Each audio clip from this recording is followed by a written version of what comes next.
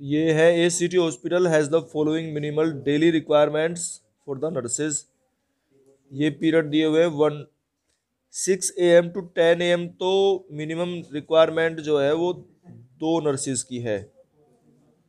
10 AM to 2 PM 7 nurses की requirement है।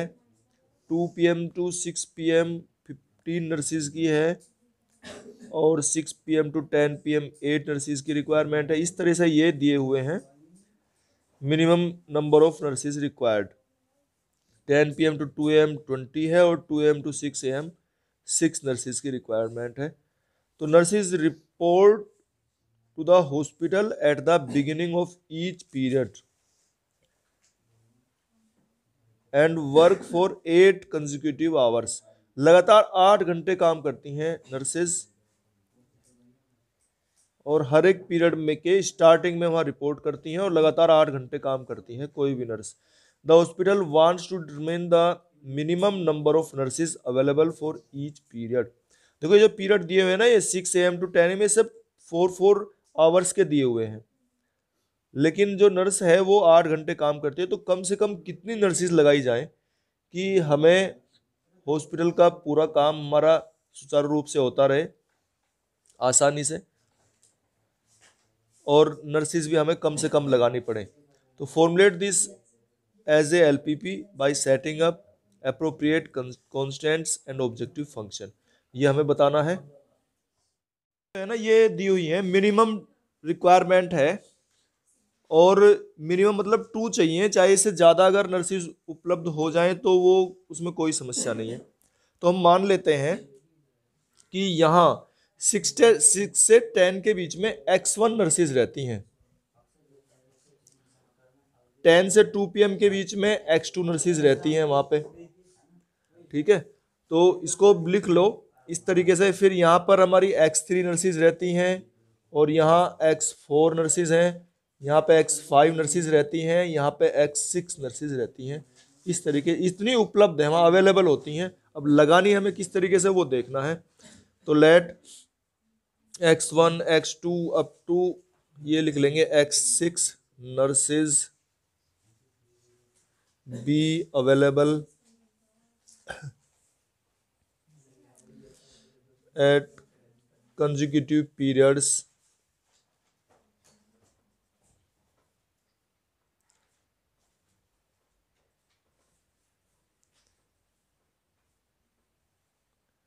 from, तो पीरियड इसने दिए थे 1 से लेके और ये 6 तक दिखे है ना, 1 2 3 4 5 6, 1 to 6 पीरियड्स।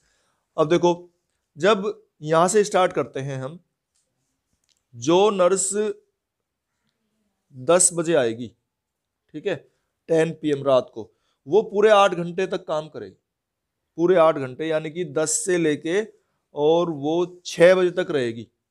X2 नर्सिस, जो भी नर्स है वो 10 बजे अगर एंट्री करती है तो वो 6 बजे तक रहेगी। और इस वक्त हमारे पास में जो है, जो यहाँ 6 बजे नर्स आई हैं वो भी तो रहेंगी, लेकिन क्योंकि वो भी 8 घंटे रहनी है, जबकि टाइम पीरियड है ये 4 घंटे का। ये जो टाइम पीरियड है 4 घंटे का, लेकिन जो 6 बजे आ चुकी है वो भी नर्स हमारी 2 बजे तक रहेगी, और X2 नर्सिस जो हमारी 10 बजे आई हैं वो भी रहेंगी।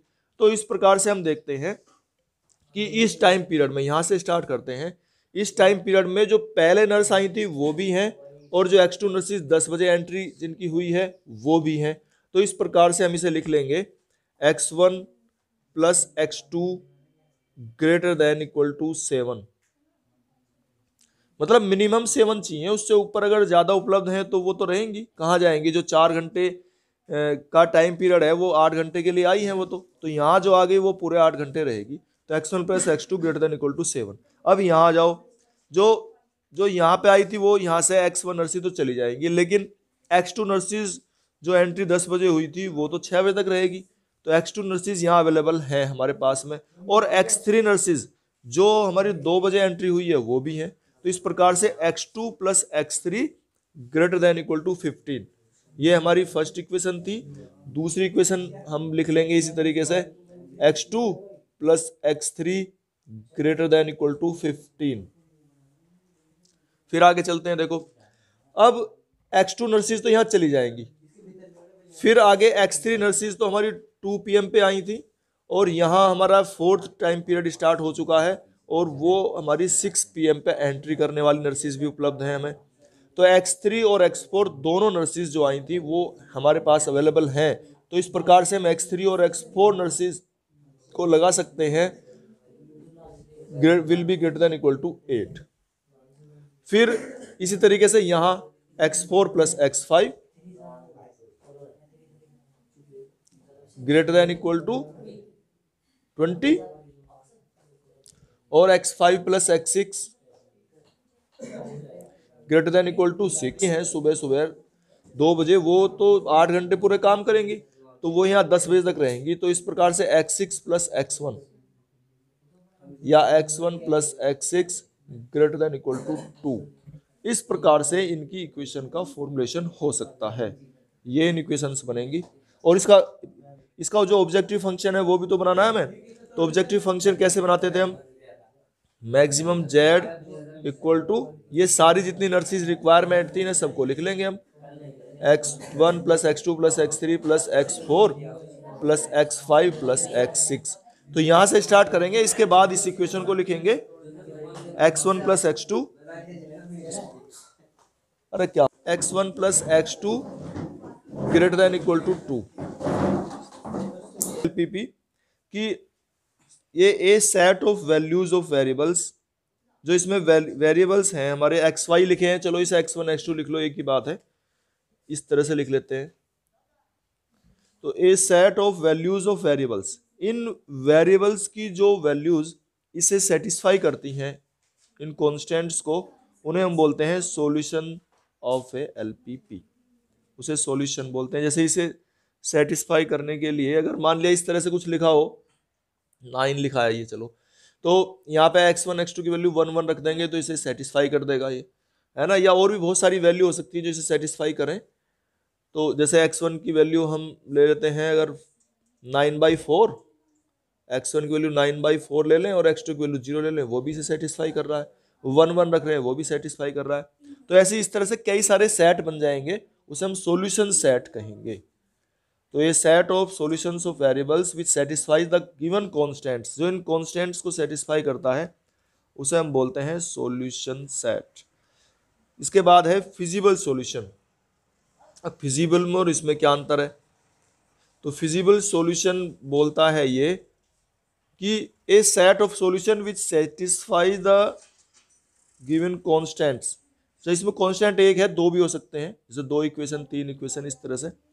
तो विच satisfies the given constants and non negative restrictions, जो कॉन्स्टेंट्स को सेटिस्फाई करता है, एक काम तो ये होना है, इन कॉन्स्टेंट को सेटिस्फाई करता है, और नॉन निगेटिव रेस्ट्रिक्शंस वो क्या है कि x1 x2 ये सब ग्रेटर देन इक्वल टू 0 हो। तो नॉन नेगेटिव रेस्ट्रिक्शंस को और जो इनको कांस्टेंट को सेटिस्फाई करता है वो होता है फिजिबल सॉल्यूशन। उसके बाद है ऑप्टिमल सॉल्यूशन। ऑप्टिमल सॉल्यूशन क्या होता है? ऑप्टिमल सॉल्यूशन है ए फिजिबल सॉल्यूशन, यानी कि यहां से लिया हुआ है ना, a feasible solution of LPP said to be optimal या optimum if it will also optimises, अगर ये ऑप्टिमाइज भी करता हो, आई मैक्सिमाइजेज और मिनिमाइजेज। भाई जैसे हमारा जो ऑब्जेक्टिव फंक्शन है वो लिख देते हैं, ये मैक्सिमम जेड निकालना है इक्वल टू 2x + 3y, इस तरह से ये लिख दिया कि इसको, या यहाँ पे अगर x1 x2 यूज कर रहे हैं तो x1 + 3x2 भी लिख सकते हैं, क्योंकि तो वेरिएबल है। तो जो इसमें सबसे ज्यादा वैल्यू, देखो सॉल्यूशन सेट से एक ये निकाला हमने, एक हमने ये निकाला 1 0, x2 की वैल्यू 0 आ रही थी, चलो एक सेट तो ये हो गया। एक सेट हमने ये निकाला x1 = 1 और x2 = 1, ये भी सेटिस्फाई कर रहा है। दूसरा सेट ये भी हो सकता है x1 = 0 और x2 = 9/5। तो और भी हो सकते हैं सॉल्यूशन, तो इसके कितने सारे निकल जाएंगे। तो जो इसको मैक्सिमम वैल्यू निकाल के देता हो, देखो जैसे रखते हैं हम ये वाली वैल्यू रखते हैं, अगर 1 1 रखते हैं तो 2 + 3 ये 5 आएगी वैल्यू इस वाले सेट पे। तो अगर इस पे रखते हैं तो क्या आएगा, 9/4 × 2 और प्लस 3 मल्टीप्लाई 0, ये तो 0 ही हो गया, और ये 2 से डिवाइड होगा, ये कितना आ गया 4.5। तो ये कम हो गया। ये जो पहला हमारा सॉल्यूशन सेट था ये इसे ऑप्टिमाइज कर रहा है, ये सबसे ज्यादा वैल्यू दे रहा है, यानी कि जो हम निकालना चाह रहे थे। अगर यही मिनिमाइज लिखा हो, अगर यही मिनिमाइज लिखा हो तो मिनिमाइज वैल्यू फिर ये है। तो ये दूसरे वाला जो सेट है हमारा 9/4 और 0 का, ये वाला सेट ये इसे ऑप्टिमाइज करता है।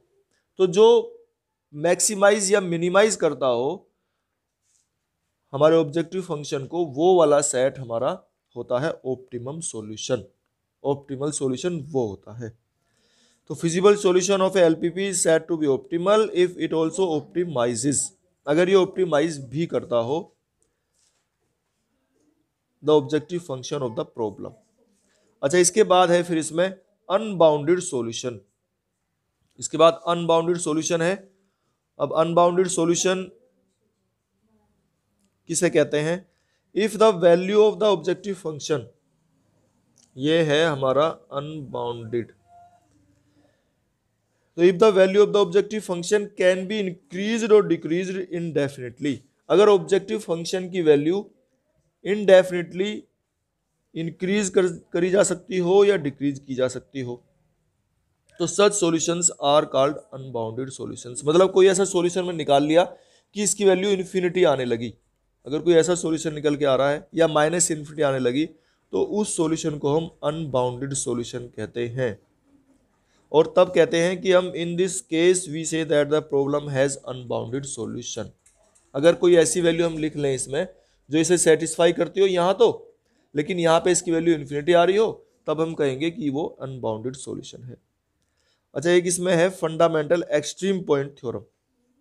थ्योरम तो हम बाद में प्रूव करेंगे ये, लेकिन इसको पढ़ लेते हैं। An optimum solution of LPP if it exist occurs at one of the extreme points.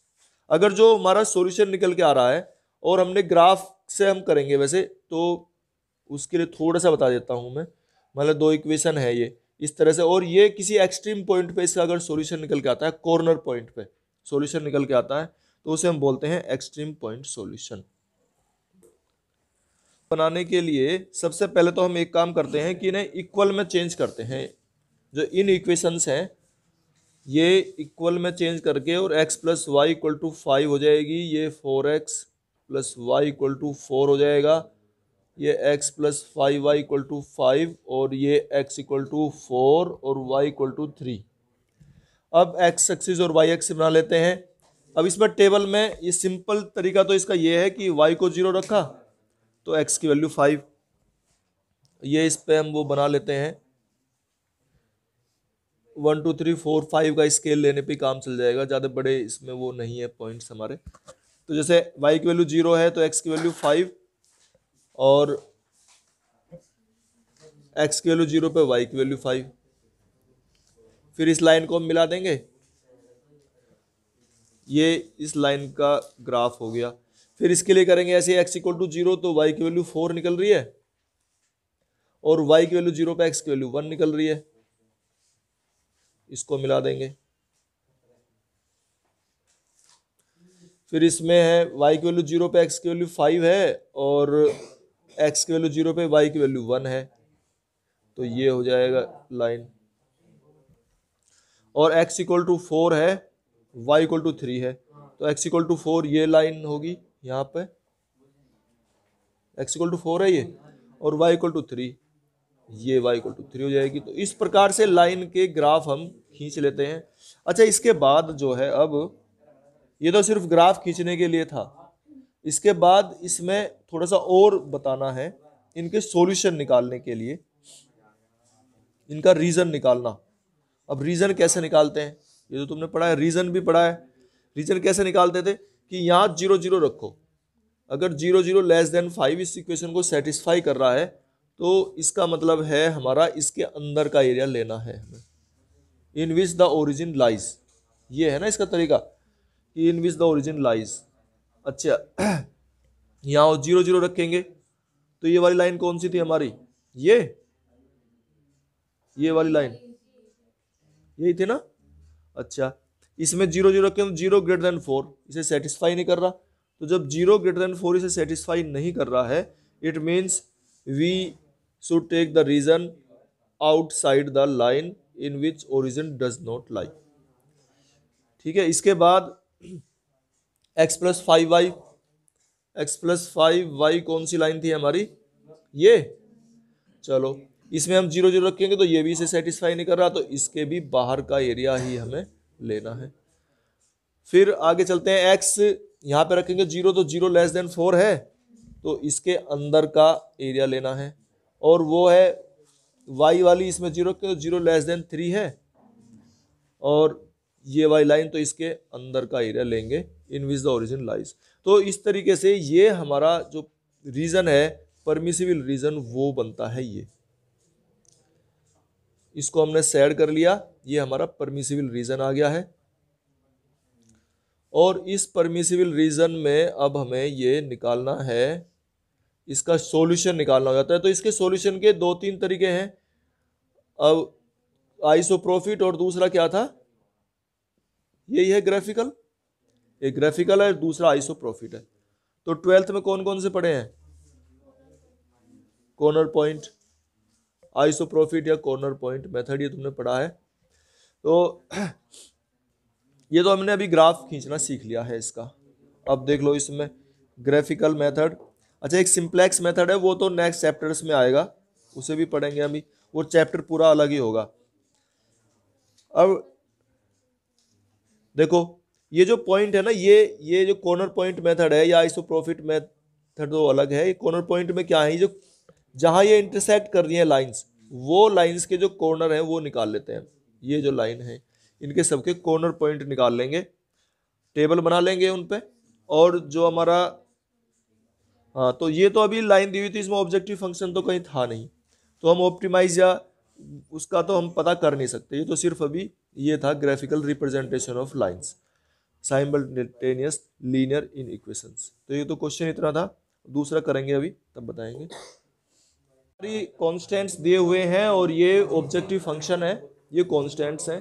तो ये जो कॉन्स्टेंट्स हैं, मैं ये इन इक्वेशंस में है, और इन इक्वेशंस मतलब इक्वल नहीं है ना, उन्हें इन इक्वेशंस बोलते हैं। अब इन्हें इक्वल में चेंज कर लेंगे, तो इक्वल में चेंज करने पर ये हो जाएंगे हमारे x1 + 2x2 = 40, और 3x1 + x2 = 30, और 4x1 + 3x2 = 60। इस तरीके से ये हमारी इक्वेशंस में चेंज होगी। अब एक बार x2 को 0 तो x1 की वैल्यू 40, और x1 की वैल्यू 0 तो x2 की वैल्यू 20। इस तरीके से ये वैल्यू निकल के आ रही है। तो 20 40 में इस तरह से आएंगी निकल के सारी वैल्यू, है ना, 10 20 30 40। तो उसी तरीके से हम ये ग्राफ बना लेंगे, और ग्राफ में हम ऐसे ले लेंगे 10 20 30 एक्स एक्सिस पे, और ऐसे ही ये तो x1 एक्सिस कह देंगे इसमें, और ये x2 एक्सिस पे ले लेंगे हम 10 20 30। तो ये लिख भी लें चाहे हम, ये 10 20 30 इसमें। और अब ये हम लाइन ट्रेस करेंगे, तो जैसे यहाँ पे x2 की वैल्यू 0 रख रहे हैं, तो x1 की वैल्यू आ रही है 40, तो 40 भी लेना पड़ेगा हमें, इसका मतलब आगे तक बढ़ा लो। अच्छा, एक ये है ना, हमें ये रेस्ट्रिक्शंस भी दी हुई थी कि क्या रेस्ट्रिक्शंस है ग्राफिकल मेथड की, कि इसमें केवल 2 वेरिएबल की इक्वेशन को सोल्व कर सकते हैं। अगर 3 आ जाए तो समस्या आ जाएगी, फिर नहीं कर सकते, या 4 वेरिएबल आ जाए तो नहीं कर सकते। इसका फिर यूज है सिंप्लेक्स मेथड, सिंप्लेक्स मेथड का यूज करते हैं इसके लिए। तो ग्राफिकल मेथड में तो केवल 2 वेरिएबल की इक्वेशन सोल्व होती हैं। ये लिमिटेशंस हैं इसकी, पूछ भी सकता है 1 नंबर का क्वेश्चन, क्या लिमिटेशंस हैं इसकी। अच्छा, तो लिखेंगे इसको, क्या आ रही है वैल्यू, ये x1 की वैल्यू 40, ये हमारी x1 एक्सिस है, और ये x2 एक्सिस है इधर। तो पहले तो x1 की वैल्यू 40 आ रही है, और x2 की वैल्यू इसे 0 रखने पर 20 आ रही है। तो ये लाइन आ गई हमारी, ठीक है। अच्छा, इसके अंदर बाहर का भी लगा लें हिसाब, इसमें 0 रखने पर 0 < 40 है, तो इसके अंदर का एरिया आ रहा है। चलो इसमें आगे चलते हैं। x1 की वैल्यू 0, अब 0 रखेंगे तो x2 की वैल्यू कितनी है 30, तो x2 की वैल्यू 30, और x2 की वैल्यू 0 रखेंगे तो x1 की वैल्यू 10, तो ये आ गई। इसको मिला देंगे। अब इसके अंदर या बाहर के लिए पता करने के लिए यहाँ 0 0 रखेंगे, 0 ग्रेटर देन 30, जो इसे सेटिस्फाई नहीं कर रहा, तो इसका मतलब इसके बाहर का एरिया लेंगे। अच्छा आगे चलते हैं। 4x1 plus 3x2। अच्छा ये लाइन भी लिख के रख लो, फिर नहीं तो हमें ढूंढने में समस्या आ जाती है। जैसे ये लाइन थी हमारी x1 plus 2x2 equal to 40, और ये लाइन है हमारी 3x1 plus x2 equal to 30। अच्छा अब तीसरी लाइन रह गई है, तो इसमें x1 की वैल्यू 0 रखेंगे तो x2 की वैल्यू 20 आ जाएगी ये, और x2 की वैल्यू 0 रखेंगे तो x1 की वैल्यू 15 आएगी, तो x1 की वैल्यू 15 इनके बीच में हो जाएगी ये, ठीक है। और इसको मिला देंगे, ये हो गया।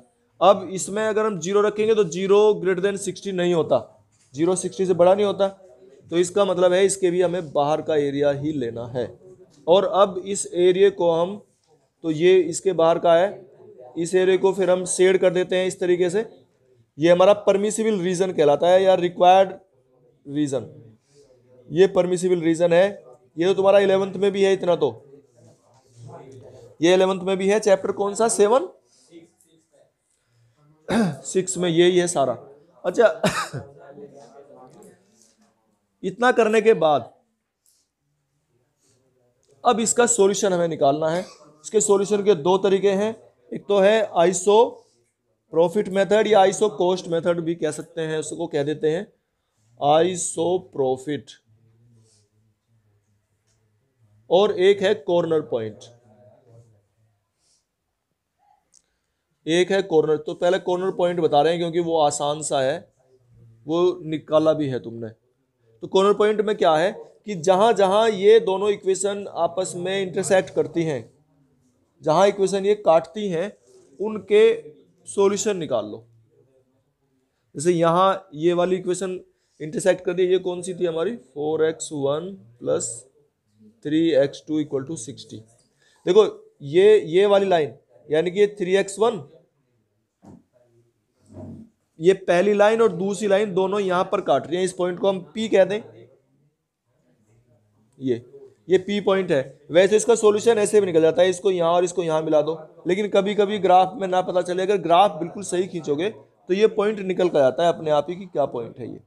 नहीं तो इसका फिर हम इसे सॉल्यूशन से निकालते हैं, क्योंकि ऐसा हमें विश्वास नहीं है कि हम सही निकाल रहे नहीं निकाल रहे।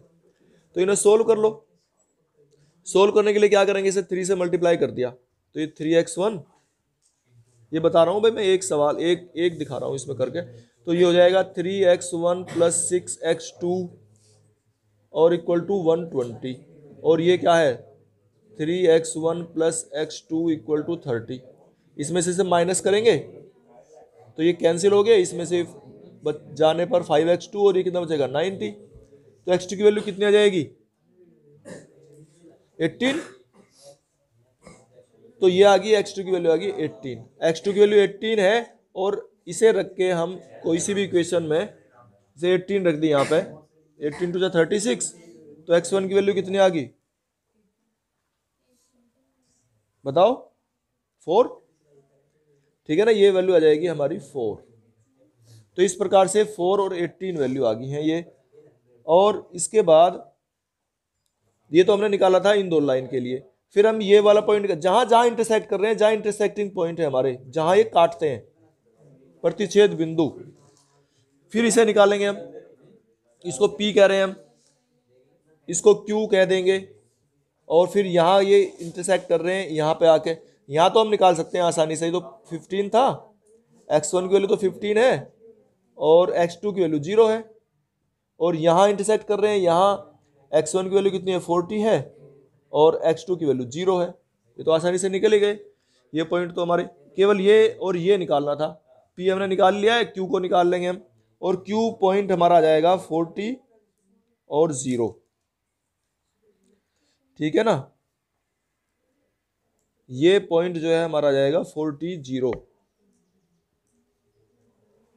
40 0 तो नहीं आ रहा है, तो क्या आएगा 40 0 तो वहां आ रहा है, क्या आ रहा है ये 6 12, ठीक है ना। इसी तरीके से हम भाई कौन कौन सी इक्वेशन है, ये एक तो ये वाली और एक ये वाली, इन दोनों इक्वेशन को हम सोल्व कर लेंगे, वहां से निकाल लेंगे वैल्यू। तो ये वैल्यू आ गई है, ये आ गई, ये आ गई है और ये आ गई, ये 4 वैल्यू आ गई। अब ये कॉर्नर पॉइंट मेथड से हम इसे सोल्व कर रहे थे, तो यहां इसे सोल्व करने के बाद अब देखो हम इसे बताते हैं आगे कि हम इसकी टेबल बना लेते हैं। और जब टेबल बनाएंगे तो ये तो ले रहे हैं हम पॉइंट। अब पॉइंट हमारे जैसे पी क्यू है इन पे सब पे, और इन पे फिर वैल्यू निकाल लेंगे इसकी, ऑब्जेक्टिव फंक्शन की value, value of objective function. और ऑब्जेक्टिव फंक्शन हमारा क्या है, उसका हमने अब तक यूज नहीं किया है कहीं भी, उसका यूज करेंगे। तो ऑब्जेक्टिव फंक्शन ये लिख रहा है हमारा 20x1 + 10x2। तो हम पॉइंट्स, जैसे हमारा पी पॉइंट है, पी पॉइंट पे हम निकालेंगे, ये है 418। तो 4 और 18 यहाँ पे रखो, ये कितना हो जाएगा, 20 चौक 80 और 10 18 18 10 जा 180, कितना आ गया ये 418 रखने के बाद 260, ठीक है ना। ये 260 आ गया निकल के हमारा पी पॉइंट पे। फिर क्यू पॉइंट रखेंगे, अच्छा पी पॉइंट तो था हमारा 4 और 18, 418 पे तो 260 आ रहा है, ठीक है। अब इसे रखो 612, 612 पे क्या आ रहा है 240, इसे रख के निकाल लेंगे। फिर ये इसे आर कह दो, इसे एस कह दो। आर पॉइंट पे क्या निकलेगा, आर की वैल्यू हमारी 15 और 0 है, तो 15 यहां रखेंगे, ये 300 आ जाएगा। और इसे रखेंगे एस, एस पॉइंट पे निकाल लेंगे, एस पे क्या है 40 रखेंगे तो 800 आ जाएगा। तो इस प्रकार से अलग अलग पॉइंट्स पे अलग अलग वैल्यू हमने निकाल ली है, लेकिन इसमें से लेनी कौन सी है, जो इसे मिनिमाइज करती है, क्योंकि हमारा ऑब्जेक्टिव फंक्शन मिनिमाइजेशन का है। तो इसमें से सबसे कम कौन सी आ रही है 260, हाँ 240 मिनिमम आ रही है क्यू पॉइंट पे, ठीक है ना। तो क्यू पॉइंट है हमारा 612, तो ये इसका सॉल्यूशन कहलाता है। तो इस प्रकार से हम ये सॉल्यूशन निकालते हैं कॉर्नर पॉइंट मेथड से। अब इसका वो बताना है मैं, आइसोप्रोफिट भी इसी से मैं बताना चाह रहा हूँ। इसमें आइसोप्रोफिट देख लो कैसे निकालते हैं। कॉर्नर पॉइंट तो तुमने सीख रखा है, तो कोई बड़ी चीज नहीं है इसमें, जो कोई प्रॉब्लम थी वो बता दी है हमने। अब हम इसमें निकालेंगे आइसोप्रोफिट। तो आइसोप्रोफिट के लिए क्या तरीका है देखो, ये तुमने नहीं पढ़ा है। तो क्या करते हैं इसमें आइसोप्रोफिट के लिए, कि जो ऑब्जेक्टिव फंक्शन दिया हुआ है इसको इक्वल टू 0 करेंगे। इधर करता हूं, यहाँ जगह उसकी नहीं है। 20x1 + 10x2 = 0 कर देंगे। ये है हमारा आइसोप्रोफिट या आइसोकोस्ट मेथड। और इसको 0 करने के बाद इसे उधर ले जाएंगे, 10x2 = -20 है ये ना, 20x1, और ये आ जाएगा फिर x2/x1 और इक्वल टू -20/10, ये आ गया।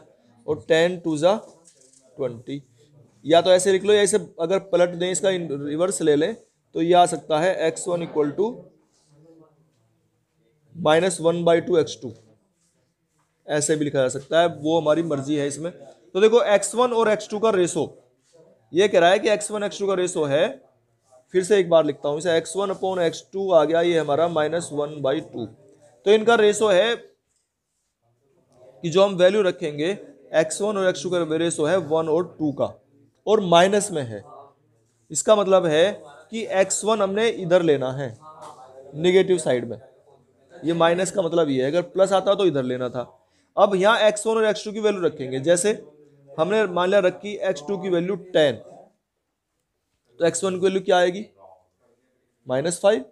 तो x2 की वैल्यू अगर 10 रख रहे हैं तो 10 ये है, और x1 की वैल्यू आ रही है -5, यानी कि ये आ जाएगी, और इस दोनों को मिला देंगे हम,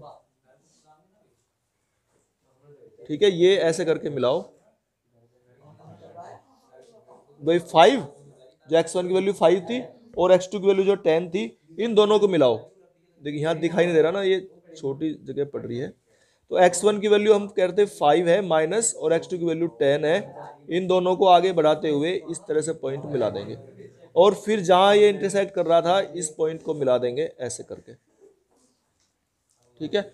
और इसके पैरेलल लाइन खींचते चले जाओ ग्राफ में, ऐसे पैरेलल लाइन।